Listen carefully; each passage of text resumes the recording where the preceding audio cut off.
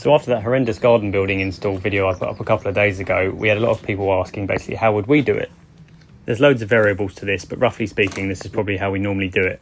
We tend to put in a sub-consume unit, or if the board's relatively new and got an RCBO, we will use that. This is mostly because we think it's good to have these buildings separated from the rest of the house, because you don't want it tripping affecting one or the other. You can always keep constant power down the garden. Next is the cable run. We will tend to fix to a solid structure like a base wall or concrete baseboards, or dig it through the lawn. Sometimes we hand dig, sometimes we use a digger, or there's also a really cool lawn trenching machine as well.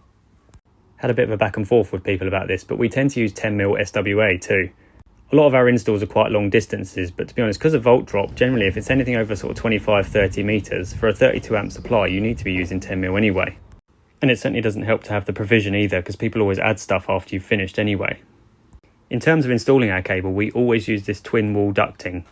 It's got a smooth interior, and we always lay this down in the trenches first because it gives you a complete access route from end to end, and it also means you can pull cables again if you ever have any issues. This works especially well for garden lighting where you're doing lots of short runs, and if you ever get cable damage or anything along those lines, you can just re-pull your cables through, so it means you don't have to dig up all the garden again. Also, it's multi-purpose because if it's at the bottom of your trench, you don't necessarily need to lay fine sand because the cable is protected from sort of bricks and rubble and all that sort of penetration anyway. Once it's down at the suitable depth, you then tend to lay warning tape on top of it, give about 6-8 inches of soil and then some more warning tape, generally just below the surface. We'll then rod through the cable or use the pre-installed nylon string and pull the cable through where we need it. At the end of the day, when we're happy with that we've got the cable right from end to end and it's tested up okay, we will backfill and put everything back as it was again.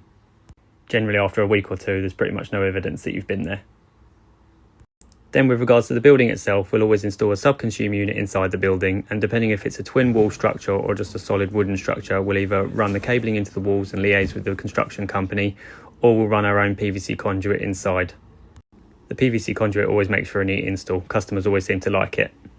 But bear in mind the expansion of the wood that I did in a video the other day. And there we have it, that's a little run through of how we generally do our installs. It's always subjective and some people don't agree, but this is how we do it.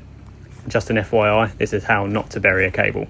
This was actually a job we saw once that we had to pull it all out and start again. You know the deal by now, drop us a message for more information and follow us for more.